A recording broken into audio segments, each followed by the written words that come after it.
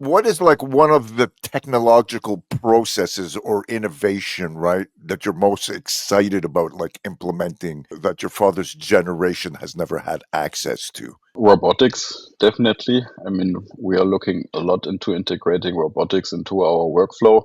If it's the warehouse now with our automatic warehousing system or in the workshop, we started last year to use the first robots because, I mean, you need to know in Germany it's very hard to find labor and you won't find young people anymore who are doing repetitive jobs. Like, as an example, take a fitness center.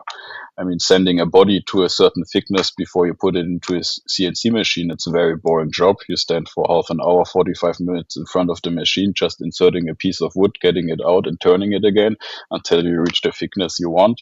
And this we automated now completely because first, the labor is expensive. Second, it's hard to find. If you want to continue to produce in Germany, you need to automate because you will still find luthiers, who like to do custom builds and one of a kind things. But like what's our Pro series and stuff like that, you need to automate best you can without compromising the quality. We have always been using a lot of machineries in our workshop to keep the quality high and also repeatable. And I mean, people always think if they look at big machineries in the luthier workshop, oh, they don't produce the instruments by hand anymore. Everything is getting done by the machine. There's no mojo anymore. And I like to quote a sentence that Roger Sadowski is saying, and it really resonated inside me. A machine isn't building the instruments; it's producing the part, but the instrument is still getting produced by humans. And that's Yeah. exactly right. And it's also making the whole process much safer, because if you use hand routers or like big routers to route bevels or something, it's quite dangerous to operate actually. But if you use a CNC machine, the quality gets higher, it's safer to work with, it's a nicer environment. You have to see in the Western world in general, and you have to divide in two directions. One, you have a small luthier who's making repairs or who's making 2 instruments, 6 instruments, 12 instruments per year or 24 instruments per year, which he makes mostly in his radius of his friends or whatever, who knows him personal and who has a relation to the maker.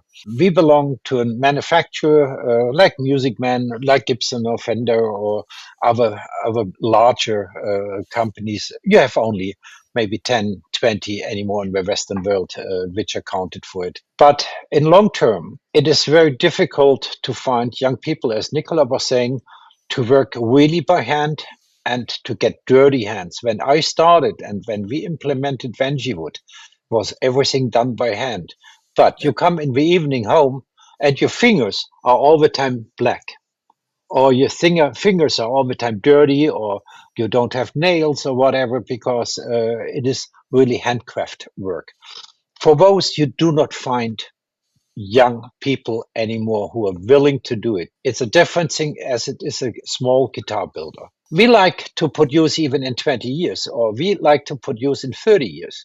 And in 20, 30 years, you will see a lot of known brands which are larger in the moment, which cannot produce anymore because the people are overaging.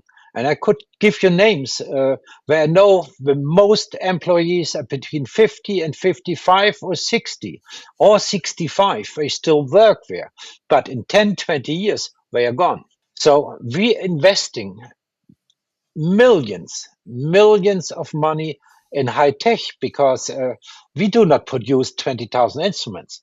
We produce 2,000 instruments, 1,500, depends. In the moment, it's a little bit less, not because we don't sell them, but we are in the transmission of changing the internal processes of a company, how things get done. We have to buy machines, like we are in a moment discussing a new CNC machine.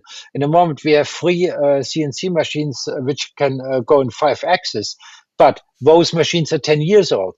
The new machines can pick up the body by themselves, the rare body, and put them in the machine. Because in the moment, what you do, you have a guy in front of a CNC who taking the body and placing it in the machine.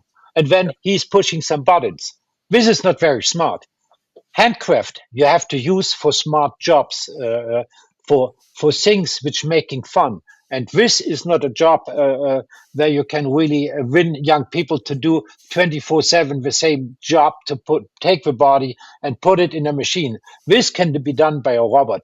And Nicola and myself, we have absolute vision where we like to go. We love what we do, and we love to produce instruments, and we take all our money which we are earning in other areas, and we are lucky about it, because I mean, we produce in China, we produce in rock bases in China, we producing Metro Express Sadovsk in China. We have some other businesses where we make money, and we're investing it all back to the workshop. And this is very unique, because our company owners would take the money and buying a house in Florida, or buying a house in Mallorca or whatever, and enjoying the life, or going golfing 3 days per week. We do not do this. We are working really. Nicola takes maybe a week holidays per year. I take 3-4 days holidays per year, and we put every cent we are earning, we put back in the workshop, because that's the only way how we can continue in a changed world in the next 10 to 20 years. And you were saying we started that we didn't have a fax machine. We started when we didn't have a mobile phone. And the last 30 years was the most fun years we had. But the future can be even brighter, because you have new technology which we didn't have 20 years ago. Yeah. So I think the current time we are in is very exciting, and it gives you a lot of motivation to work even harder, or to do things in a different way to get better.